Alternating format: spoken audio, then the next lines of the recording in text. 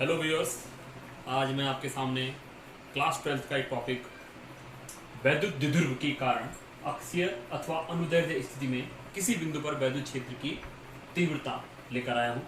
हमें ज्ञात करनी है कि वैद्युत द्विध्रुव के कारण किसी बिंदु पर अक्षीय स्थिति में किस प्रकार की तीव्रता होती है। तो उसके लिए एक डेरिवेशन यहाँ पे है। उसे जानने से पहले हमारे कुछ कंसेप्ट हैं। पहली बात कि वैद्युत बल क्या होता है, जो कि कूलाम के नियम से क्लियर हो जाता है। उसके बाद बात करते हैं हम वैद्युत क्षेत्र की और फिर वैद्युत क्षेत्र की तीव्रता की। तो सामान्य तरीके से वैद्युत क्षेत्र आवेशों का समूह का वो एरिया जहाँ कोई दूसरा आवेश आने पर क्या करता है, या तो आकर्षण या तो प्रतिकर्षण बल का अनुभव करता है, वो वैद्युत क्षेत्र कहलाता है। और वैद्युत क्षेत्र की तीव्रता की बात करें तो लगने वाला बल तथा जो आवेश है जिसको लाया जा रहा है उसका जो अनुपात होता है वो वैद्युत क्षेत्र की तीव्रता बताता है। हम उसको सामान्य तरीके से लिख सकते हैं E = F1 Q0। Q0 जो होता है हमारा परीक्षण आवेश होता है, जिससे हम एक्सपेरिमेंट करते हैं कि भाई इस क्षेत्र में हमारे पास तीव्रता कितनी है या किस प्रकार का ये वैद्युत क्षेत्र है। उसके बाद हम बात करेंगे कि वैद्युत द्विध्रुव।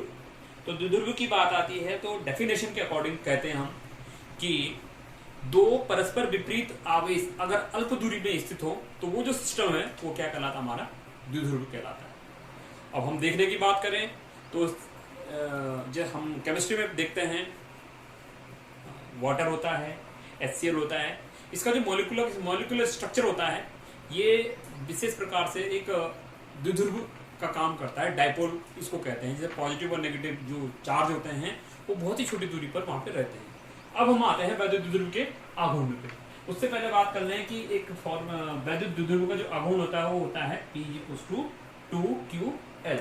2qL मैंने उनमें दोनों आवेशों में से एक आवेश जो भी है और उसके बीच की दूरी जो हम 2L लेके चलते हैं। यहाँ पे एक सिस्टम बनाया है मैंने, एक द्विध्रुव है ये -q और +q का, इसके बीच की बहुत ही छोटी दूरी जिसको हम 2L मान के चलते हैं वो है। और अक्षीय स्थिति में कोई बिंदु पर जो इस द्विध्रुव में जैसे कोई लाइन जा रही है, काल्पनिक लाइन, उसमें कोई बिंदु क्या हमारे पास P है, उस पे हम वैद्युत क्षेत्र की तीव्रता का बात करेंगे। तो मान के चल रहे हैं कि वो पॉजिटिव है। सपोज दैट हमारा यहाँ पे जो आवेश रखा है वो पॉजिटिव है, तो पॉजिटिव होने के कारण Q क्या करेगा, उसको प्रतिकर्षित करेगा और Q क्या करेगा, अट्रैक्ट करेगा, अपनी तरफ खींचेगा।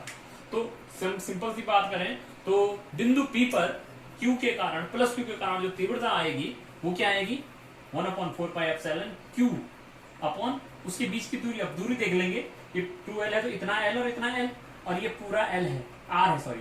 तो जो इतनी डिस्टेंस हमें मिलेगी Q1 की तो R - L होगी। तो जो हमारा तीव्रता का फॉर्मूला होता है 1/4πε Q/r², जो डिस्टेंस आती है R² की जगह में R - L हम लिख लेंगे, उसका स्क्वायर होगा। डायरेक्शन देख लेंगे, ये पॉजिटिव है तो पॉजिटिव इधर को इसको प्रतिकर्षित करेगा तो BP की ओर रहेगा।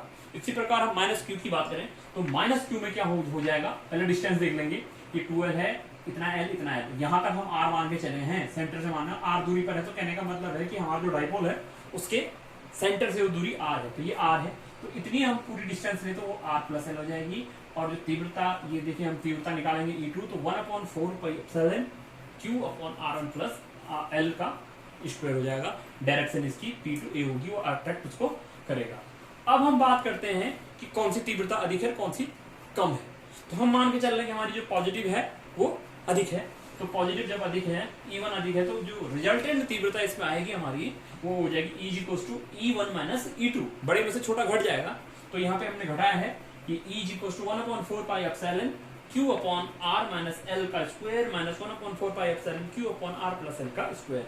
कॉमन ले लिया Q/4πε, अंदर ये बचा है हमारे पास 1/R - L का स्क्वायर और +1/R+L का स्क्वायर। हमने इसको भिन्न के रूप में जोड़ा तो जो रिजल्ट हमें मिला है वो यहाँ पे मिला है हमें 4, ये एलसीएम से R - L का स्क्वायर और R+L का स्क्वायर आ जाएगा। और बाद में ये दोनों मिलके क्या बन जाता है, इसमें A-B का फॉर्मूला बन के यहाँ पे R² - L² का होल स्क्वायर आएगा। ऊपर की बात करूं तो ऊपर A+B का होल स्क्वायर खुल के लास्ट में हम पे बचता है 4QRL। 4QRL बचता है तो उसको मैंने क्या लिखा, 2 × 2QL और इधर R लिख दिया इसमें। तो 2QL जो होता है वैद्युत द्विध्रुव का आघूर्ण होता है, उसको हम नीचे डोनेट कर रहे हैं, लिखेंगे अभी।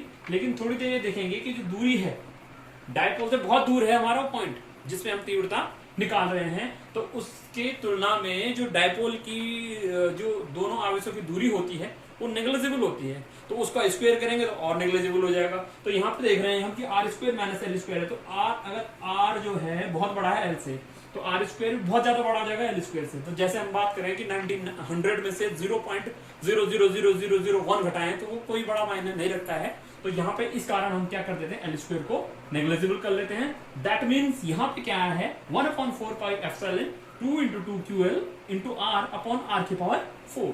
अब 2ql को p लिख लेंगे क्योंकि ये द्विध्रुव का आघूर्ण होता है, और 1/4 pi epsilon 2p upon r 2p r into r की पावर 4। तो दैट मीन्स रिजल्टेंट मिल गया हमें E is equal to 1/4 pi epsilon 2p upon r cube. ये हमारा रिजल्टेंट द्विध्रुव आघूर्ण है। किसके कारण?